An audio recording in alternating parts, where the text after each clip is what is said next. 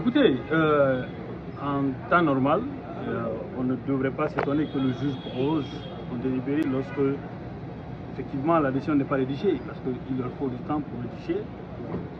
Mais pour ce cas particulier, franchement, moi j'ai un sentiment de déception. Déception parce que nous estimons que tous les éléments quand même sont réunis dans ce dossier pour que nos clients puissent être situés sous leur sort aujourd'hui. Prologe le délibéré ne va continuer qu'endurcir la peine déjà qui est infligée à M. Ibrahima Kourouma. Mais je veux simplement faire une mise en garde. Une mise en garde parce que toute décision, bien entendu, qui sera dictée, sera dénoncée. Parce que ce que nous avons remarqué ici à la CRIEF, pour toutes les procédures qui concernent les anciens dignitaires de l'État, la chambre du jugement qui a jugé ces deux personnes, que ce soit Kassori, que ce soit Damaro, que ce soit Dr Mohamed Ghané, toutes les peines qui ont été proposées par le parquet spécial, la chambre de jugement a systématiquement reconduit les mêmes peines. On ne change même pas de virgule. On a l'impression que ces peines ont été dictées ailleurs. Le parquet donne l'information et le juge intérim.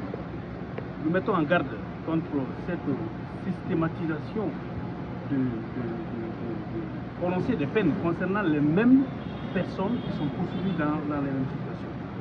Donc nous sommes très déçus parce que jusqu'au 7 mai, évidemment, la peine qui est celle de M. Kourouma va continuer également à perdurer.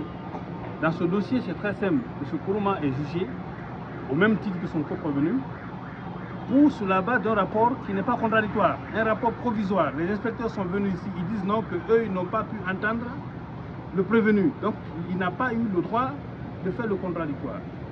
Et sur la base du décret quand même qui réglemente l'IGE, ces inspecteurs ont l'obligation d'impartialité, de neutralité et d'observer le principe du contradictoire. C'est ce que nous avons relevé. Le juge, en tant qu'organe indépendant, en tout cas, c'est ce qui dit le code de procédure pénale, mais également le statut des magistrats, doit tirer les conséquences de cela. Pourquoi on ne veut pas libérer Ibrahima Kourouma? Pourquoi on ne veut pas écarter le rapport?